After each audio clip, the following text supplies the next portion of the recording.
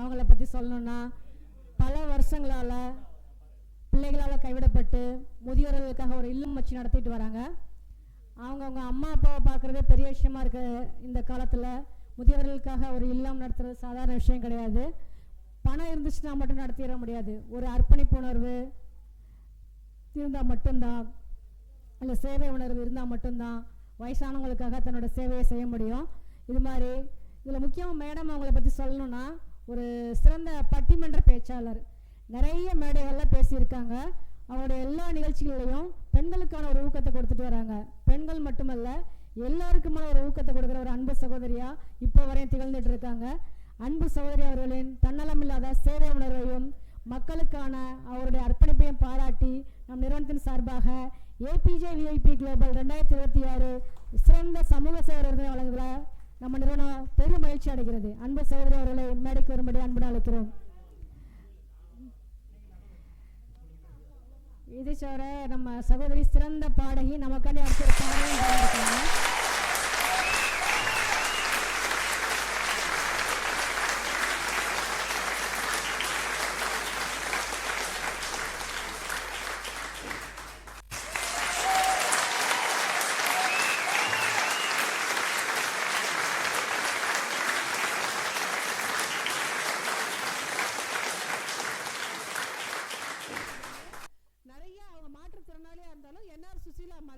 நிறைய சிறப்பு சமூக சேவைகளை செஞ்சுட்டு வராங்க.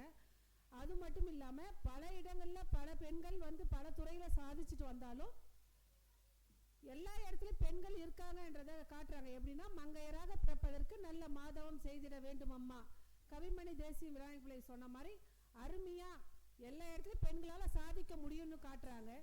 அது மட்டும் இல்லாமல் இப்போ எப்படி சொல்கிற ஒரு பழமொழி கூட இருக்குது, தூற்றுபவர்கள் துணை நீக்க போவதில்லை, வாழ்த்துபவர்கள் வழி சொல்ல போவதில்லைன்னு சொல்லுவாங்க.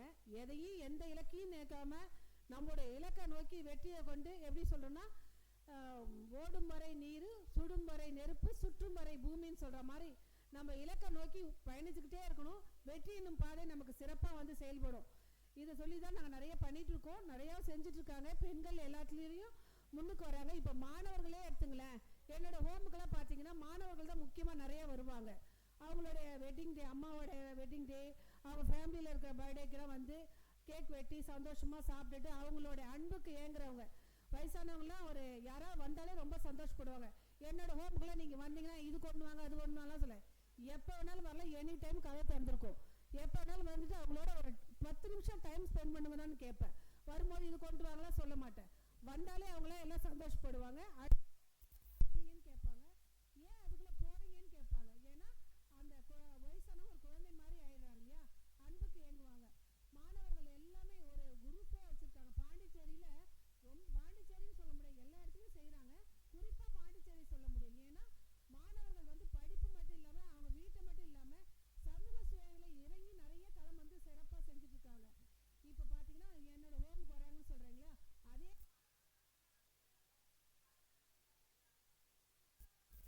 போய் குப்பை வர்றாங்க.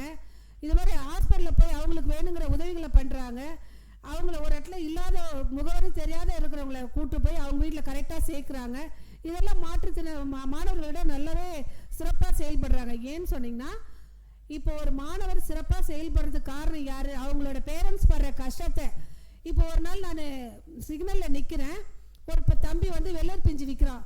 என்னடா இந்த வயசில் என்ன இல்லை ஆண்டி, அதை பாருங்க அம்மா அங்கே உட்காந்துருக்காங்க, அவங்கள கொஞ்சம் ரெஸ்ட் எடுக்க வச்சுட்டு நான் விற்கிறேன்றான். ஏன்னா அம்மாவோட கஷ்டத்தை புரிஞ்சுக்கிட்டு இப்போ பசங்க எல்லாமே டொமேட்டோ, ஸ்விக்கி நிறைய பார்ட் டைம் வேலை செஞ்சு அவங்களுடைய பேரண்ட்ஸு தொல்லை பண்ணாமல் அவங்களுடைய ஓன் மணிலே படித்து முன்னுக்கு வராங்க நிறைய மாணவர்கள். இதெல்லாம் எடுத்துக்காட்டாக விளங்கிட்டு வருது. மாணவர்கள் இப்போ சிறப்பாகவும் செயல்படுறாங்க, நிறையா செயல்படுறாங்க.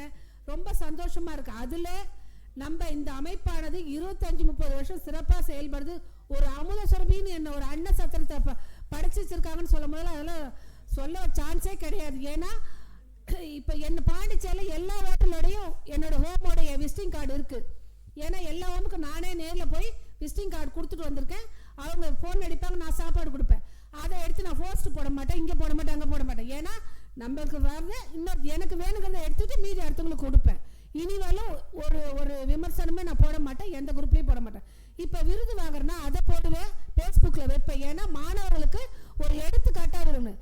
எனக்கு எந்த ஹோட்டல், திருமண மண்டபம், எங்கே சாப்பாடு இருந்தாலும் மிட் நைட்டில் ஃபோன் வரும், நானே போவேன் ஆட்டோ எடுத்துகிட்டு. இவங்க சொல்ல மாதிரி அம்மா சொன்னாங்களே அமுத சுரபியில், அதெல்லாம் ரொம்ப சந்தோஷம். கும்பகோணத்தில் ஒரு அமுத சுரபி அறக்கட்டளைன்னு ஒன்று இருக்குது. அந்த அம்மா மாற்றுத்திறனாளி தான். வெறும் வண்டியில் எடுத்துகிட்டு போயிட்டு டெய்லி அன்னதானம் பண்ணுவாங்க. அவங்களோட நிகழ்ச்சிக்கு என்ன அன்னதானம் கூப்பிடுவாங்க வருடந்தோறும். அதுவும் சிறப்பாக இருக்குது. ஏன்னா அவங்களாம் செய்யணும்னு அவசியமே கிடையாது.